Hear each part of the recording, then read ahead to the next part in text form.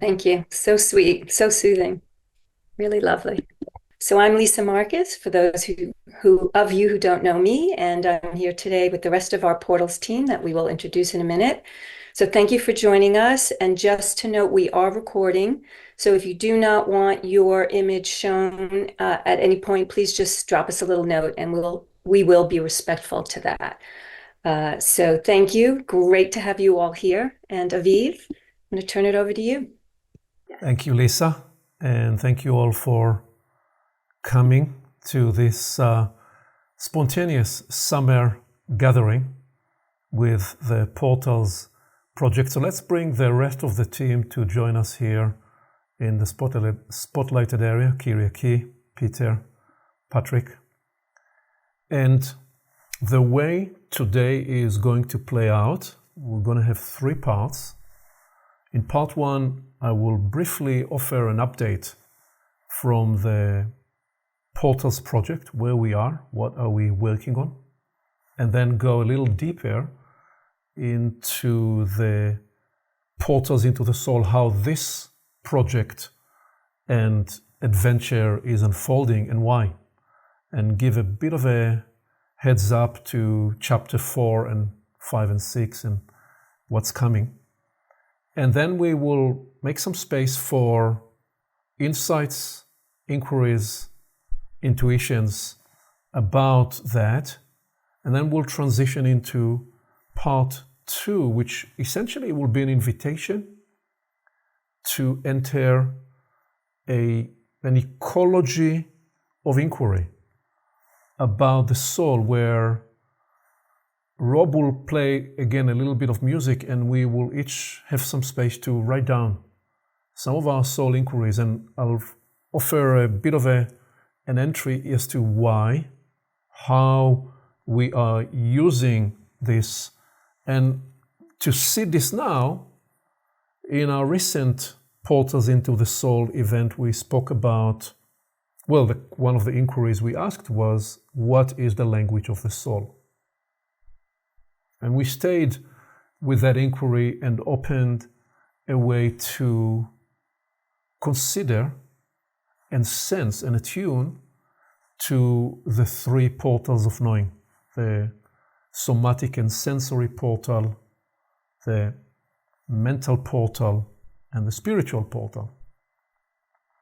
And in that context, the observation was that we are very much a product of recent centuries, perhaps 4 centuries. And so we are so very much wired to be in the mental portal, the head knowledge. And the invitation was that in this work, we're looking to bring also the sensory, the somatic, and the spiritual knowledge that sometime will show up in a variety of different ways, including, for example, entangled knowledge, relational knowledge, developmental knowledge, and so on and so forth. So what we will invite when we move into part 2 of abiding and exploring with inquiries is the recognition that we can't just drop the fact that we are so wired in the head and with our mental faculties and the intellect, but what we can do is use that faculty to get us to the door of the spiritual portal. And one of the ways we do that is through the art of inquiry, and then by abiding with those inquiries right at the door of the spiritual portal, such that when we stay for longer, it will open and reveal itself for us. And then in part 3, we want to offer a bridge from chapter 2 to chapter 3, and specifically pick up a thread that was part of chapter 2, which was the question of conscience. What is conscience? What is the function of conscience? And the beauty of doing this collectively is that we have been engaged here, as my story in a minute will indicate, in a running revelation. And so the gathering around these inquiries continue to yield greater revelation. And so what today will lead into in part 3 is a deepening appreciation of a threefold landscape of conscience, 3 impulses of the conscience function in the workings of the soul. So, and then not only we will do that, we will actually practice listening and attuning to it. So I am hoping you will leave today with a few new inquiries about the soul, few inquiries you will choose to abide with and carry with you for the journey ahead, and also with a sense of a living, embodied, and souled access to what we are describing as conscience, which is rather actual soul dimension rather than a concept and or something that's associated with morality. So could be associated with morality as well, but not in the merely an intellect dimension. So that's about the flow of today. With that, let me now proceed to describe the catch-up update about where we are with the Portals project. So I know most everybody, or many people, access the content on YouTube, but I do want to just show you, because one of the questions I've received recently was, when I come to here, to Portals, how do I actually navigate here, because there is so much? Well, so when you come to Portals, typically you'll have at the top the last release, like we just released this, and I forgot this morning to release it on YouTube, so I'll do that right after our session. And typically you'll have here the event, and typically you'll have below the last 3 releases, and here the slider will show the last several. So as an example, these last 6 weeks, we've had a fascinating conversation about the 8 pattern of transformation through and how it arises in multiple domains. A fascinating journey with Grace and Jeff is here with us. It's great to see you, Jeff. Thank you. And a fascinating journey into Source through a pilgrimage to the source of the Ganges, the Ganga River. And a conversation with Layman Pascal and Brendan Graham Dempsey, as they were just coming out of a retreat experience that explored the meta-modern God of this time.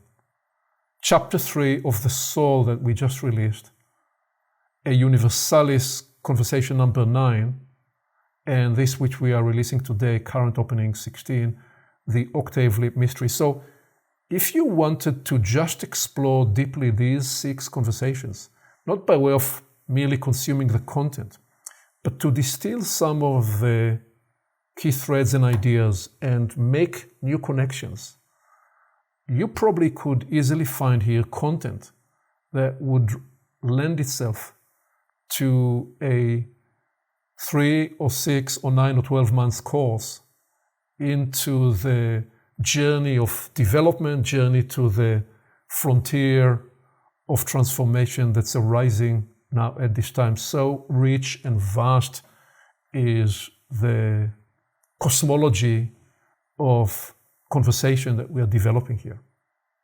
So that's some of what we have been into in recent time. One of the other areas where you can explore is go here, and it will reveal the different series that we are developing. And the specific series we are focusing on today is Portals into the Soul. I'll just mention that we are about to launch, after the summer break in August, a new series that will be called The Teacher Journey, which will build on a writing that we published earlier this year, where we trace the teacher journey and the golden shadow. And the idea there is to have a conversation with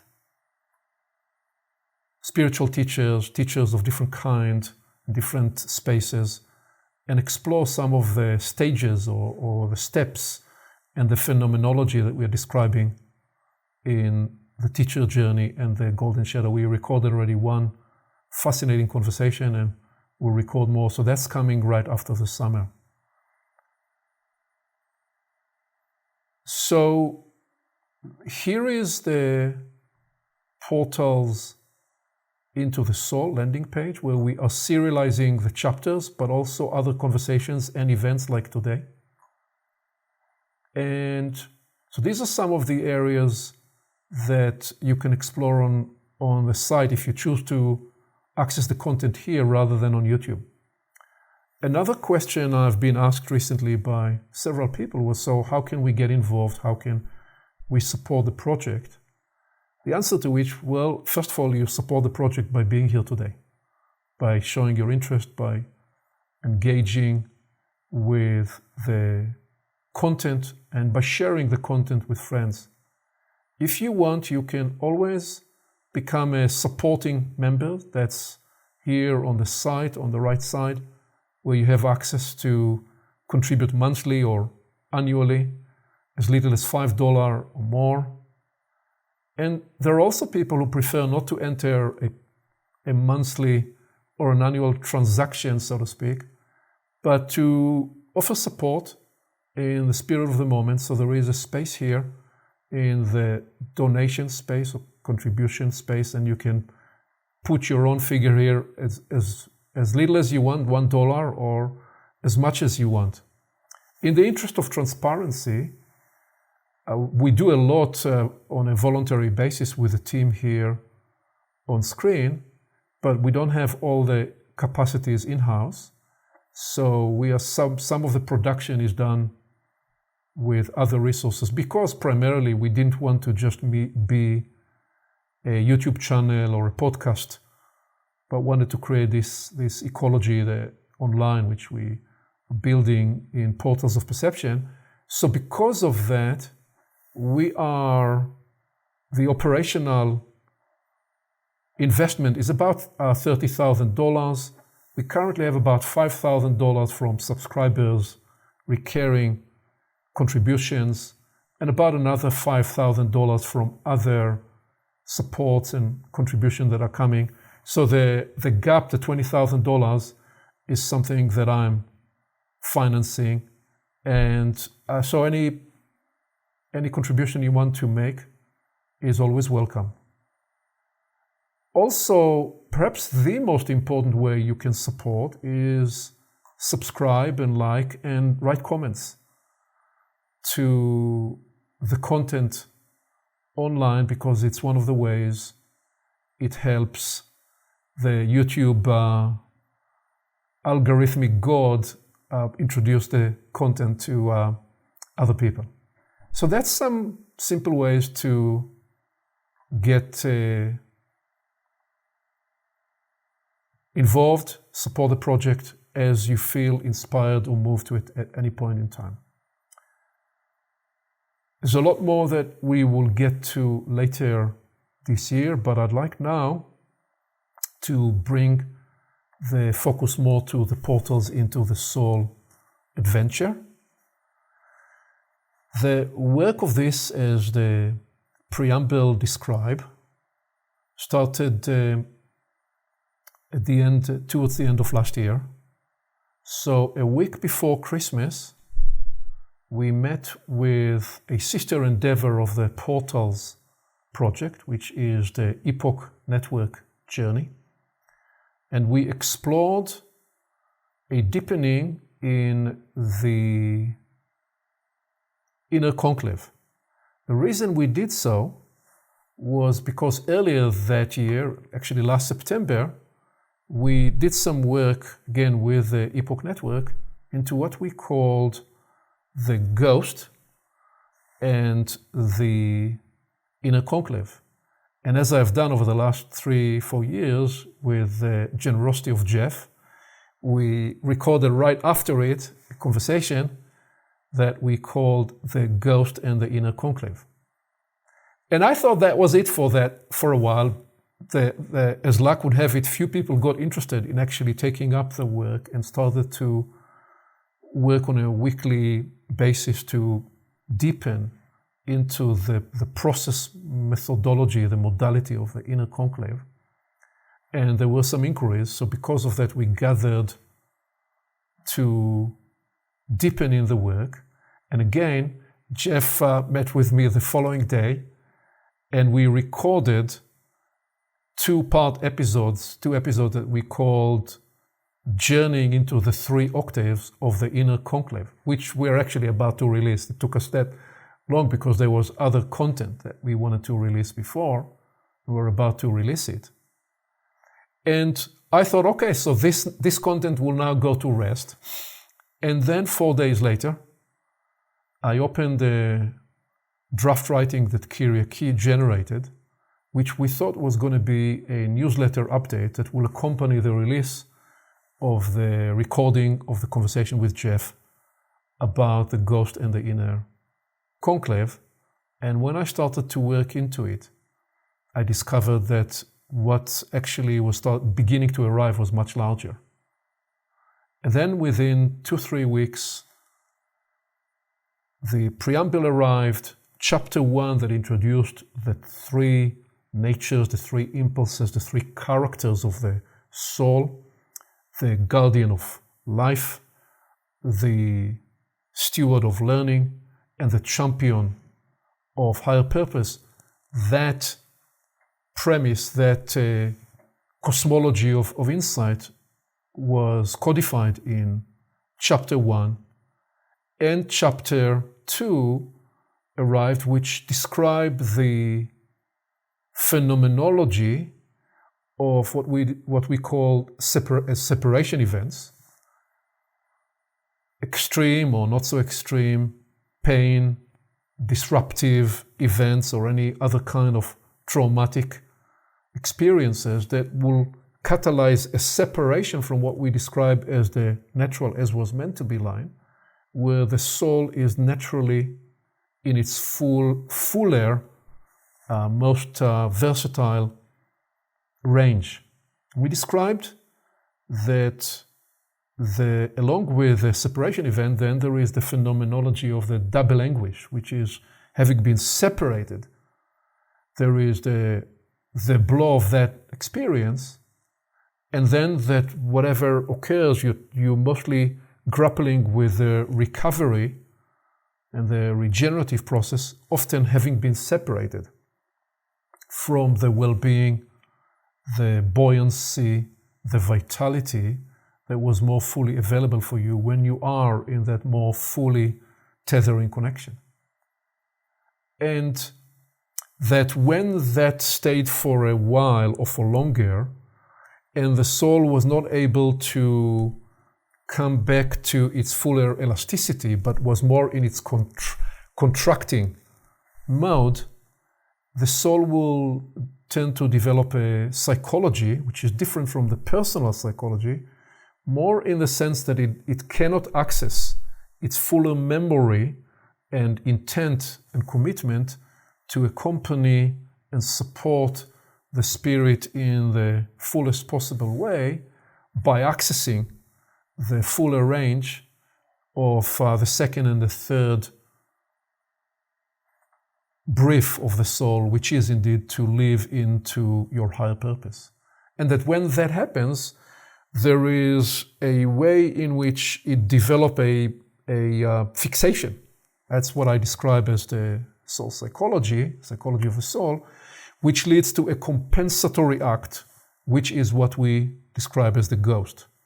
And the compensatory act often leans into the particular inclination of the unique configuration of qualities that you were wired with, and how, and because of that, a person would develop an act that would be an imitation of their natural inclination, but it would more be an outside act rather than an embodied and souled, fully liberated, inside out kind of a presence that describes that. And the chapter 2 describes some of those examples. And then, so that all happened very quickly. Then as the new year arrived, I discovered that, this work wanted to develop in a whole other different way than what I initially thought. And I had to follow the guidance and the nudge of how the work wanted to develop, which is when it became clear that this was going to have to be a serialized work and develop into what may become a book, but at the moment it's a growing book with installments online. And the thing I wanted to focus on, all that was background to what I'm about to describe now, which is why chapter 3 goes into where chapter 3 begins to open, and why and how the next few chapters will emerge. So what I realized was that although the work initially was unlocked and inspired by this exploration into the ghost and then immediately the inner conclave as a process modality to relieve some of the conditioning and the contraction that occurs in the scenario of the double anguish, separation event, double anguish and the ghost, although that is how it arose, in actuality, if we moved right away to try to quote-unquote solve the problem that chapter 2 introduced, the risk would be that we will be placing this body of work inside a healing and or therapy context. In other words, the process modality of the inner conclave will appear to be, okay, we're trying to introduce another healing and therapy approach. There's nothing wrong with that, other than, in the first place, the work never emerged for me in this way.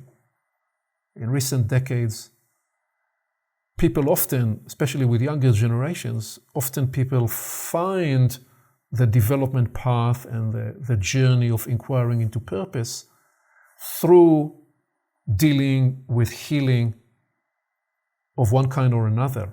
And it's an absolutely fine and legitimate approach.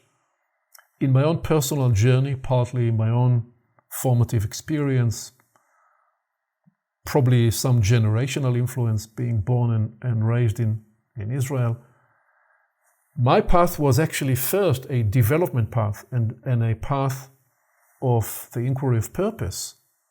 And a lot of the modality that I have explored and was caused to cultivate initially appeared in that context, which, by the way, also developed its own blind spots, because what it meant is that I only much later realized, there's some areas I needed to attend to that I didn't fully attend to, so I had to journey and, in a way, refocus from the developmental path to the healing path. The two are not mutually exclusive. They are absolutely integrated and connected.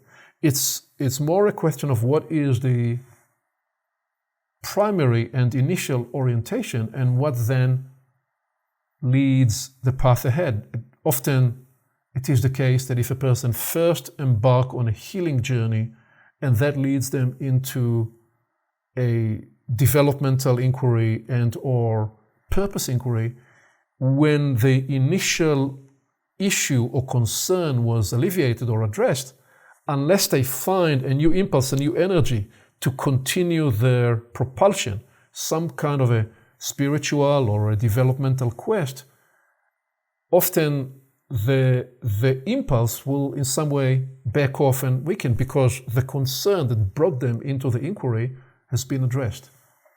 In my personal experience, it was the other way around. And so the first reason why chapter 3 and the next chapters are actually taking us on a journey before we will rethread again into the inner conclave was because the work did not want to lodge itself as a therapy or a healing modality. That was number one. The second reason was the work did not want to be merely offered as another information set, as just a set of information. It wanted to be tailored as an experience that will truly offer a person, should they choose to engage with the work, an entry into the portal of their own soul. That also meant that thirdly, it wanted to spread many hints and many parts of the answer in such a way that it will leave the space for a person to not try to study anything by rote or study anything that is offered as a dogma, but rather be activated, psychoactivated to your own discovery journey, and in that be propelled to attune and commune with the second and the third nature of the soul, primarily what we're describing as your champion of higher purpose. That there was a way in which you could engage with the work and you were not studying something outside of you, but rather you were using the portals into the soul work in a similar way you will be using the voice of a guide when you come to a certain tour or you go in Epcot Center or Disney World, and you will have the friendly voice describing what you're seeing. And also here, you will not be studying merely the content, but will be using this as a guidance for self-discovery. It very much wanted that the work will offer that access and that integration. And then there were two additional reasons as to why the work is emerging in the way it is emerging.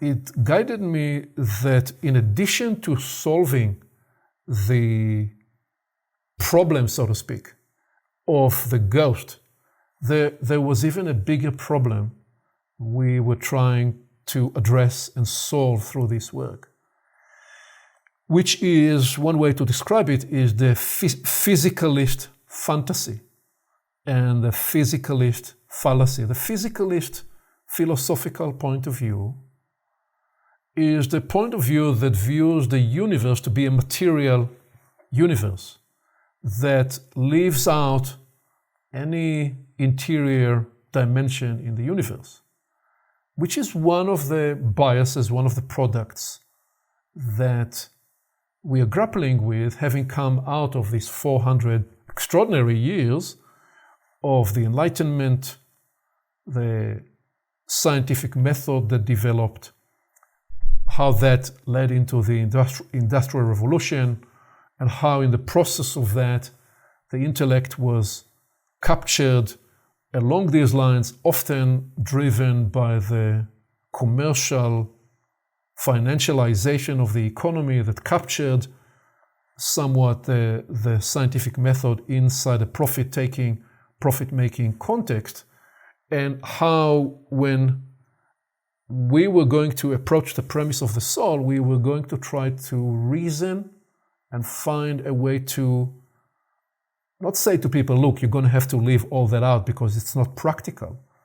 But what would be a way to lead somebody who is scientifically trained, somebody who is engaging with modern reality, to a new consideration of the soul? What would be a way to nudge people to the point that they would give themselves permission a little more to reconsider and reintegrate the dimension of the soul? And it's part of what the work is grappling with. So that was that fourth additional dimension as to why we're journeying in the way we are journeying. And the fifth dimension is the context of now. The realization that a lot of the problems we are now facing, what we generally described in chapter 2 as the meta-crisis, and in the recent event described as the meta-crisis and the interior human meta-crisis, that some of those problems, they arose in the context of the kind of mindset that we have learned to cultivate. And that even more than that, a lot of the problems we are now grappling with in the world, they are a byproduct of the solutions we created to earlier problems. Which is why in a few minutes we will transition to this practice of staying with inquiries, because our obsession and our fixation with offering solutions to everything is part of where we cut out the range of intelligence and spiritual know-how that unlocks part of the permission that is available for us humans at this time to bring online new kind of ways to look through our challenges and potentially release not just healing and regenerative powers, but truly unlock the new world that's trying to emerge, that will integrate the solutions and the ways and means to address the biggest problems on the global table. So that is why the work guided me to not rush to solve the quote-unquote problem of chapter 2, but open the journey. Chapter 3 begins the journey, as you saw, those of you that were able to already process through it, the loom of the soul. And chapter 4 we are now creating the production of with those beautiful visuals, will lead into a deepening of the loom of soul considerations, and then we'll bring a dimension of the sevenfold nature, the 7 color natures of the soul calibration process. And it will offer a fascinating bridging from why we're using the sevenfold process modality in that context, and also in the context of the way we're telling the story of the epoch. And chapter 5 will begin to, that Patrick literally just worked through the initial draft of this week, leads into the story of this moment in time, in the sense of I call it there, the moment of the brain. Because what that chapter also is going to try to do is to introduce a way of speaking to your brain, which is a way to introduce a way of speaking to your soul. And what are some of the process modalities that you can employ in that? And what it will also do in chapter 5, it will place this moment of the brain in the context of the last 150 years and the opportunity and the risk, and it will put the 20th century, which I described there as the moment of the DNA, the discovery of the DNA, and what was the power of that, but also what was the myopic fallacy that was introduced through that. And chapter 6, which is where I'm about to complete this update, will lead into the significance of what we are doing here today, which is the collective journey, and why right when this work was launched, was right at the point when we published the article that introduced the message or the idea that we have entered the post-guru era, in which I also openly said that I never saw myself to be a teacher in the traditional sense, a guru that brings new body of work, but more a Sherpa, that, because I wasn't any of those things, what I saw myself and what I saw the portal endeavor to be with the team together, a space, a project, an endeavor where we are offering a Sherpaing facility. The idea of a Sherpa is you we arrive at a trailhead, and now we're going to journey on the trailhead. And guess what? Some of the revelation and the vista that will open and the know-how that will find us through different people, where the collective discovery and the co-creative unlocking of insights is critical. So that's a bit of where the next few chapters are going. And before I lead us into a space to discover and listen inside, what are the soul inquiries that are perhaps active for you or have been active for you for a long time or just today? What are some of these? So before we go there, let me pause here and just make a bit of space for anybody in the gallery first who would want to offer any insight, any inspiration, any inquiry, any intuition, just about the brief catch-up on portals and portals into the soul. Please. Yes, thank you, Aviv. That was a wonderful trace, and it really encapsulates the journey as it evolves, as it emerges. It's something alive. The inquiry, it's really an old one. It's really, thousand, if not million years inquiry. So we are connecting with really something very potent. And it's so fantastic to welcome your souls with us today in this exploration, in this alive journey, alive journey. And one of the inquiries that is alive with me in working with this content is that each one of the three functionaries of the soul needs a different food, needs different vitamins. So let's say the guardian of life really seeks to find a regulation between balance and movement, to find safety, and to be away really from fear and pain. And then the steward of learning seeks to find knowledge that is transformative, that is not dead knowledge, that is knowledge that is psychoactive and coded with perennial truth. And then there is the food and the hunger of the steward of purpose, the champion of purpose, that is not satisfied with bodily well-being, is not satisfied even with truthful knowledge. It seeks for a different kind of experience that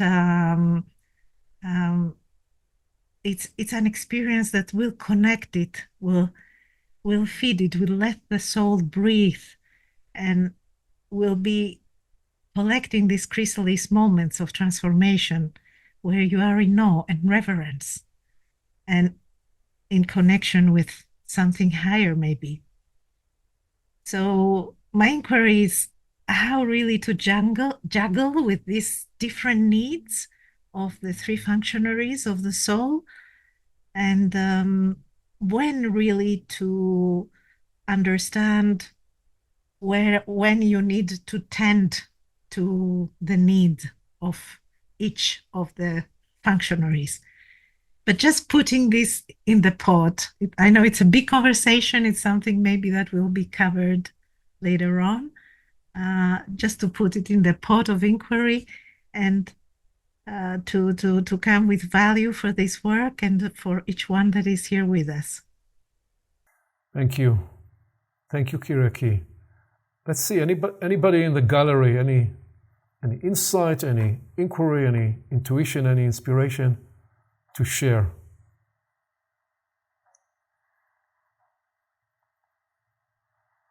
Please, Zemi. Yes, hello everyone. What strikes me today especially is how important it is how you instruct your soul and how we listen to what is whispered in our ears. And with that process, I start to see the importance of updating your soul and evaluating what you've instructed it with and how it's loyal to your instruction and what you think might be different next time. And so I'm starting to see that we need to update the instructions regularly. And a question that's alive in me is, what is a smart or a considerate way of instructing your soul, and maybe address different parts of the soul, like you have a short term,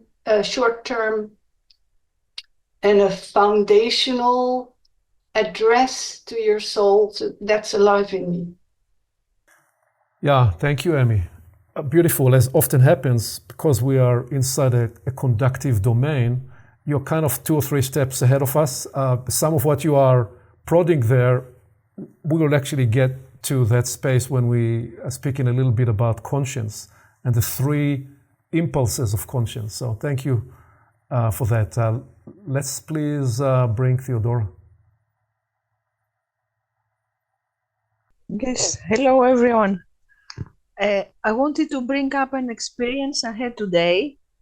I started listening to the chapter 3 a couple of days ago, but only tonight at 5 o'clock I finished it because I woke up at 5 and I thought, okay, let's listen to something to put me to sleep. But it didn't put me to sleep because it was very exciting. So then at 8 o'clock, we took ourselves to the beach. It's a lovely place we live, near the Corinthian Gulf in Greece. And it is a sea lagoon. There was no one, no human being. It's all green hills, and there is the sea lagoon, and there were 2 seagulls, gulls, you know, the birds, white birds, which I photographed. And this is one of the things that makes my soul happy, to swim. So I'm in the sea and I feel this expansion, like everything grows, everything expands sideways, horizontal. And then I was continuing thinking and trying to perceive what is the difference of looking at everything through the brain or looking at everything through the soul. Maybe not everything, but what was around me. And I started to see that one of the ways that the brain perceives, say, the hill, the sand, the mountain, is like a commodity. It sees for usefulness, it sees utility.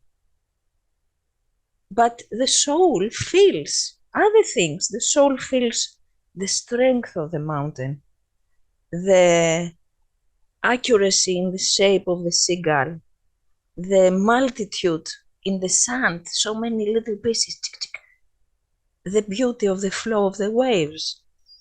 So I was experiencing, in a way, how my head is trained to think, and many other people's head, and how the soul longs to feel. The strength of the mountain is there every day. I just need to look at it to feel it. And so this was, it's not an inquiry, it's a kind of semi-conscious, getting in the territory of experiencing things from the portal of the soul. Thank you. Thank you. Thank you, Theodora. So I see that we are already in a way engaged with the premise of part 2. So let me just bring all of us into that premise and invite that we make a space for soul inquiries with some music, and then we'll bring more of your voices. So abiding with soul inquiries, and the invitation is to take a few minutes as Rob is going to play and sense inside, what are your soul inquiries? So we just had a couple of examples here from Akira and from Emmy and from Theodora. What are your soul inquiries? Or what soul inquiries do you feel called to abide with?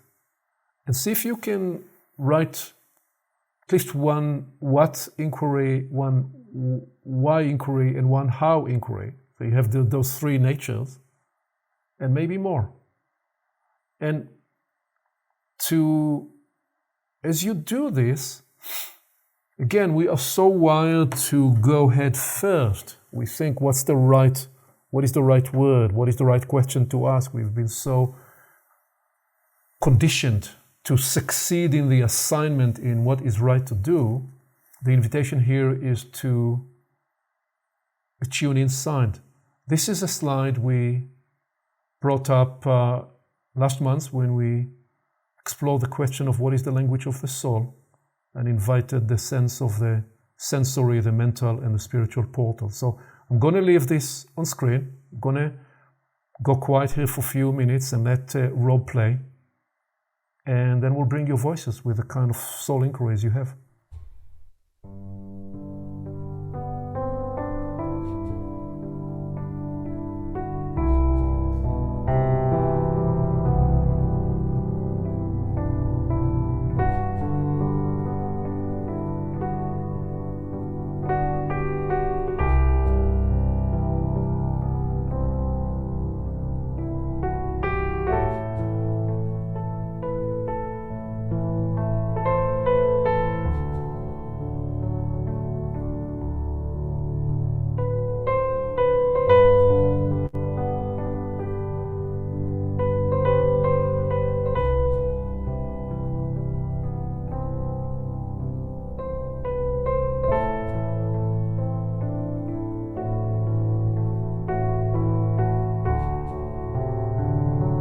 We're going to release you from the spotlighted area so you can participate as everybody else.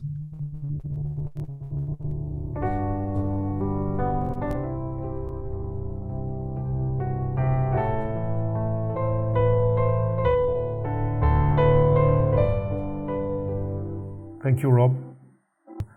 So friends, an opportunity, it can be as simple as just speaking out a question. It doesn't have to have a whole story around. What we want is to bring into the collective ecology some of the inquiries. They don't have to necessarily declare an answer. It's the other way around. It's the recognition that part of the technology we are using along this journey is abiding with inquiries, and that is one way to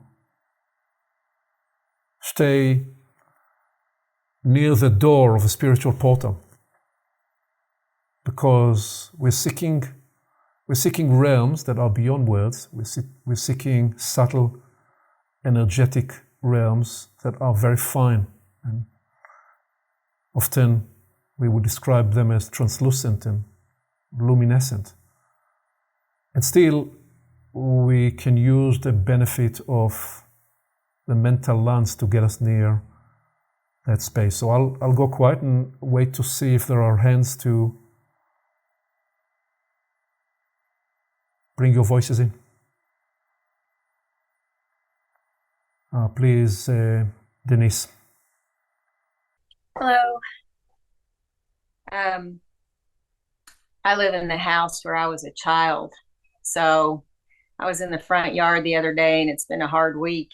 And I was like, I wish I could just remember the childhood joy of discovery, like the innocence and joy of chasing a butterfly,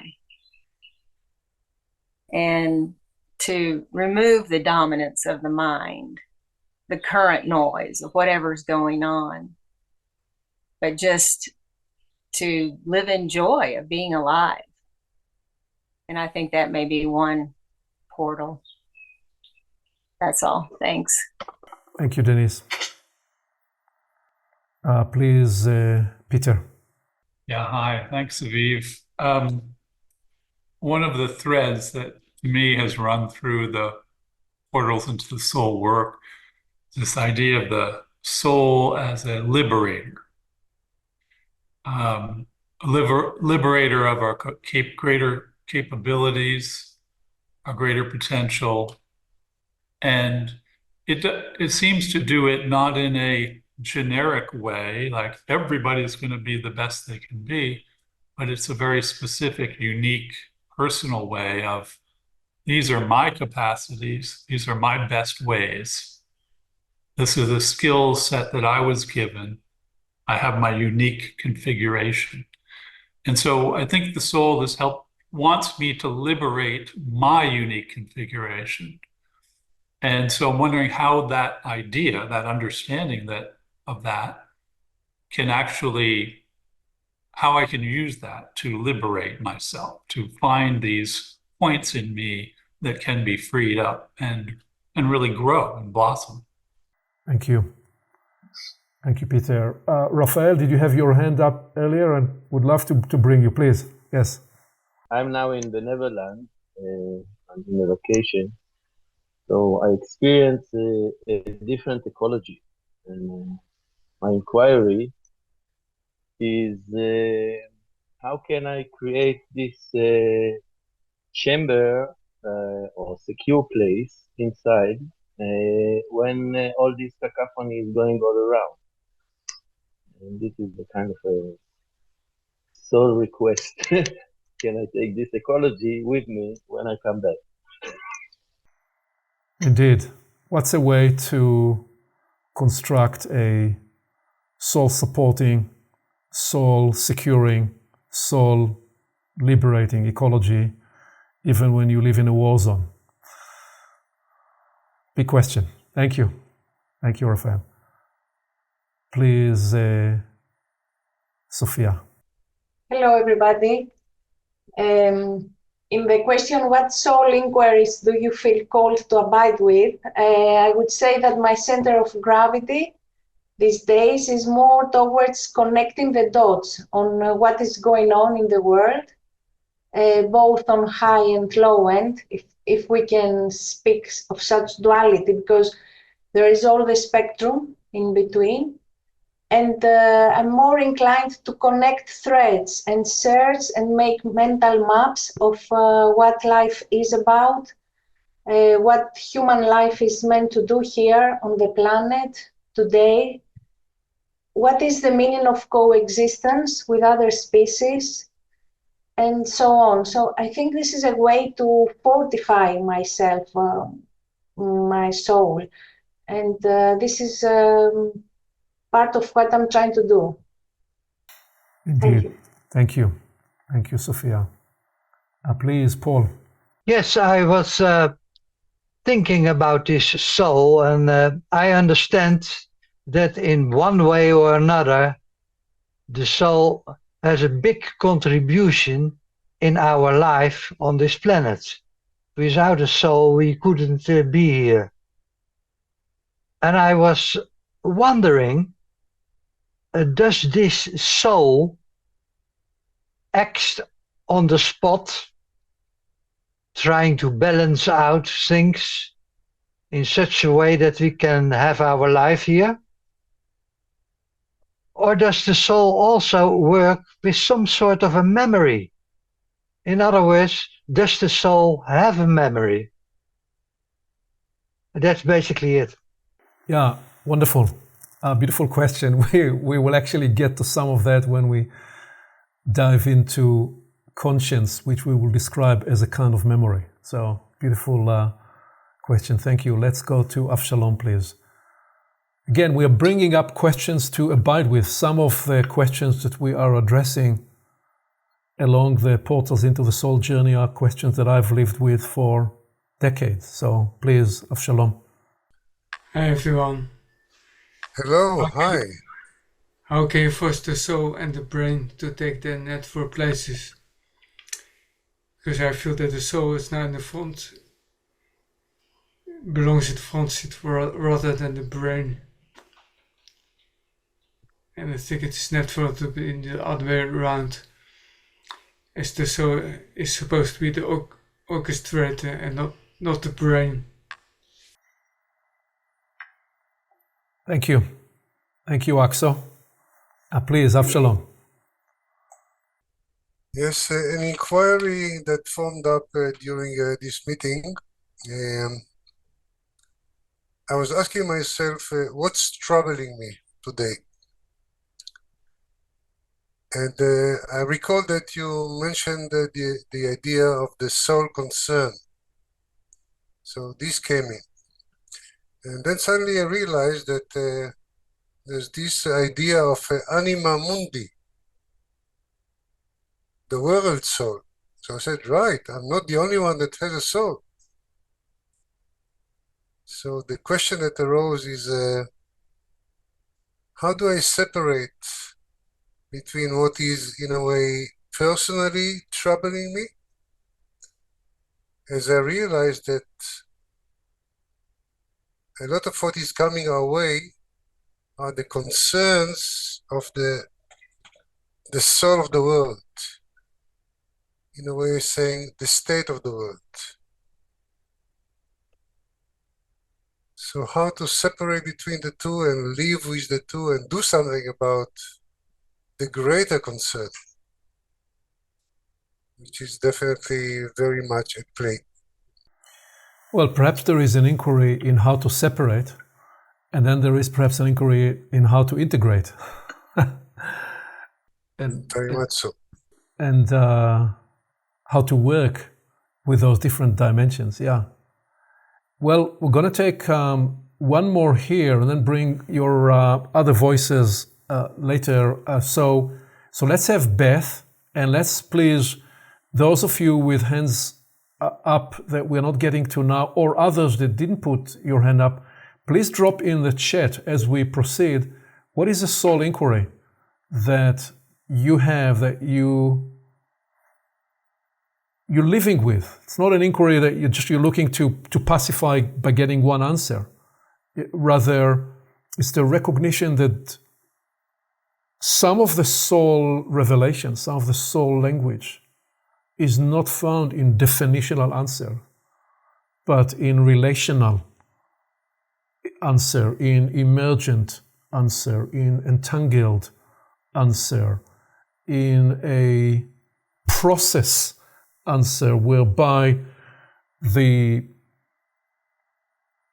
obsession we have with things that we can define and measure and tell the weight of and the dimensions of, the domain we are seeking is beyond that. It is more to do with what lives between things and the relationship within which the universe of this inquiry that we are seeking is emerging. So please feel free to drop into the chat your inquiries, and please, Beth. So I see there's, or I feel there's actually an increase in energies. Often it feels like big jumps. And how to invite the soul not only to handle the energies, but to grow with them, so that it actually feels like we're developing, we're meeting the importance of our life, whatever that is. That's my question. Well, thank you. And may I put you on the spot, since you're here already on the spot, because often when you will get up in the morning and go into your workspace, based on how you have shared with me and how we have explored the IHOW internal human orchestra work, a lot of the time, your initial inquiry will not necessarily lean into words as a first principle. Would that be correct? You'd be inquiring with this machinery, the human model we're given to, what do you do when you enter a workspace and you are looking to inquire somatically? Just share with us for a moment, how do you approach a soul inquiry in a somatic way? What is it you actually do? So first I start to listen and just be still for a minute and see what part of my skills, my capabilities, what's listening, what's responding. And then I step into a place where I don't need anything, I don't want anything. I'm just listening and responding to what's there and see what that causes me to do inside of my system. It can be in my head, it can be in my feet, it can be in all of it. And as I give movement to that, it's almost like something else brings intelligence that then I can turn around and begin to put into words or questions or other things to think or reason or be with. But that's kind of a general way that I go into this exploration. Yeah. Somatic. Yeah, thank you. So what we are demonstrating, what you're demonstrating, is that formulating questions with words is one way. It's a powerful way. It's one of the ways I work. You will often approach it somatically. Some of the painters or the artists here will walk into the studio and will sense what are the colors and the vistas that they are looking to paint today. Yes. And, yes. And just so Dan, he just dropped a question, and from my knowledge of Dan, you sometime will formulate an inquiry through a visual that you'll create on a slide. If I can, for a moment, put you on the spot. It's good to see you here today. So I invite that we proliferate in our minds the range of permissions. Some people walk into the garden and they watch the garden and they work in the garden, and that's how they access their soul inquiry. So what I wanted in this is to invite us to whatever the pathway that works for you, to build on it, and within it invite that if you feel called to actually formulate in language an inquiry, that you do, because it's a potent, meditative, contemplative way to stay at the door of the spiritual portal. One of the inquiries that I am living into now is how can this body of work that we are exploring here offer its highest service? And one answer it gave me this morning was, well, it can help us stay near and abide with the most important questions of this time and integrate the soul dimension to them. So that's the way I am leaning into this way of being with inquiry.